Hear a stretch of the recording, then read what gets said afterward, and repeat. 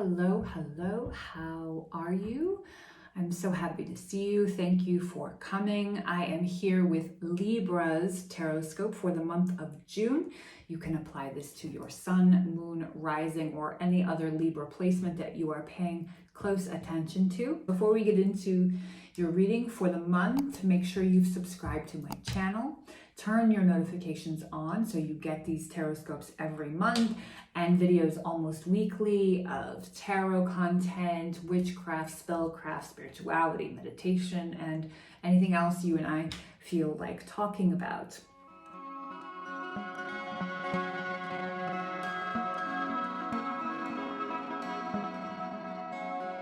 In keeping with your reading for the month, let's just take a second. I'm trying to really remember to do that the way that my chart is set up. I'm like, all business sometimes and forget to really slow down, which is why I make it a point to really do so as much as possible. How are you? How are you? How are you doing? How is your head? How is your heart? How is your body feeling? As we've been talking about so far, yes, we are in Gemini season, but yes, we are also in retrograde season, and yes, we are still on the heels of the first, oh my God, it's escaping me, the first, and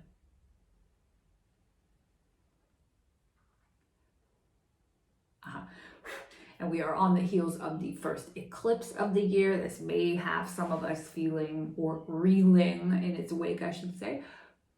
So anyway, that said, let's just take some breaths in. Take a deep breath in. There's your smudge. There you go. There's some for me. All right. So, and also, if you have been watching other videos for your other placements, you have noticed that I'm doing 3 cards instead of 1 to give us a little more breadth and depth to our discussion. So we got 3 cards for you this month, and we have the 8 of Cups, the 4 of Swords, and let's see if you can see that without the glare, and the Knight of Pentacles reversed. So, okay. All right. First of all, I really, without there being a formal spread here, past, present, future, we just sort of pull cards as is my habit, and I let them inform me and us of our conversation. They ping pong back and forth. So that said, the first one the one that I'm really paying a lot of attention to here is the 4 of Swords. To give the understatement of the year when I tap into this, I really, really, really think you need a break. You need a break, my friend. The initial feeling here behind this month's reading is that whatever you've been in the middle of that's brought you to this point in the year, now to June, is enough to give you a sit down moment physically, but also mentally has you wandering a little bit, as fatigue will do to anybody, not feeling super able to be settled and itching for like what's next because we are in such need of rest. It sounds, like an oxymoron, but it is the way, or at least is the case here. So here's the thing.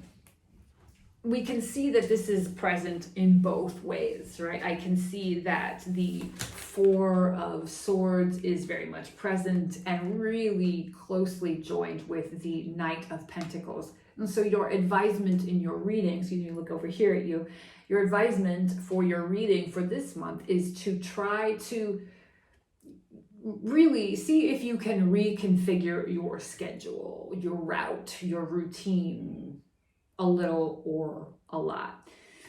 You're being really asked to add back in. I don't think that this is totally new or foreign to much of you viewing this.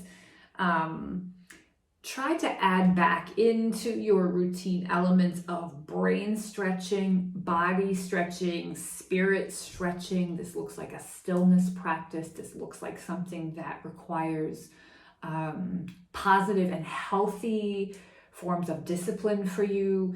I'm saying mind, body, and spirit stretching because, obviously I still feel the elements of exhaustion at play for your reading. And so that is really, this is really for you to apply the stretching to that, literally. The brain stretching comes in because I'm watching the mind wander for you. And if you stretch the mind, that which requires physical or, again, healthy mental or spiritual discipline, I think that it will placate or satiate the needs of your mind, body, spirit for the moment. So again, let's get back to this combination. So we have the Four of Swords, the upright, the Knight of Pentacles reversed, but then here we have, and we cannot ignore, the Eight of Cups. So it may not be viable. I keep wanting to look here, so I'll look here. It may not be viable for you to do like a whole zhuzh of your entire life. I don't think that that's, necessarily reasonable for anyone, across the board. But you are being totally encouraged to give yourself time and a whole lot of it. Mind this well. It seems here that if you really don't take steps, and this is where this comes in here, if you don't try to take some steps to gently ease the body and satisfy the mind, you'll be not so gently encouraged to take a bigger time out over the summer. And that's where this is. So that's where this comes into play, this Eight of Cups. So you might not be able to, again, zhuzh or revive the habits of each facet of your life. But what you can do, again, is give yourself a whole lot of time, right? A whole lot of time to dedicate to your practices, to rest, to take a time out. This is an active rest, once again.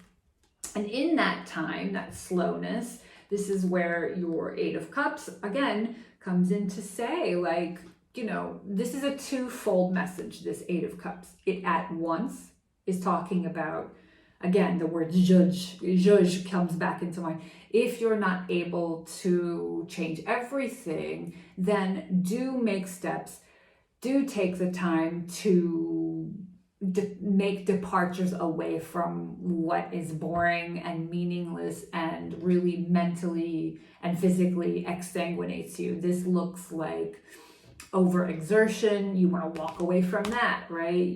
This looks like too much time spent mindlessly scrolling on the internet. You want to walk away from that, right? Like things that really drain you, that are just not keeping you sharp and in shape. This is very possible for you to stretch in all the ways that are restorative and ways that feed the mind. Your mind keeps really coming back in. I think that my spidey sense but they show me very clear pictures of your mind really in preparation for, okay, heard loud and clear. Your mind really in preparation for picking up new skill sets to really, again, sharpen the mind with new skill sets of a healthy discipline in the fall. It's past late summer, so mid-fall, I really feel this is coming your way. And so now it's time to rest and stretch and stretch the body, mind, spirit, and make departures away from anything that pulls you in meaningless and exsanguinating directions. The second part of this Eight of Cups is here to say that if you don't make these departures now, you don't make departures away from, bullshit uses of your time and your physical energy and effort, that those will be made for you. The choices will be made for you. You'll be forced, that's such a strong word, but you'll be forced into making these decisions of healthy departure late fall, early winter is really when it feels relevant. So either way, what you're being set up for now, what you're really being prepared for at this moment, is in service for what is coming towards the end of the year. And I want to be very clear when I say that I don't think necessarily that you'll be able to really opt out of what's heading your way later in the year. I think that these are necessary leveling up moments in time for you. And so something is going to have to go to make space for that. And you can either make that decision and take those actions now, right? Or they'll be made for you later in the year. And so to really, again, I'll bookend the statement by saying that June is really about productive and healthy stretching, resting, and activating the mind, and taking away like any of the excess bullshit that isn't in service of that. 8 of Cups, 4 of Swords, and the Knight of Pentacles reversed. This is for Libra, Sun, Moon, Rising, or any other placement that you are paying lots of attention to. Again, make sure you subscribe to my channel, turn on your notifications, like this video, comment, and share it with other Libra placements. Until next time. Mwah.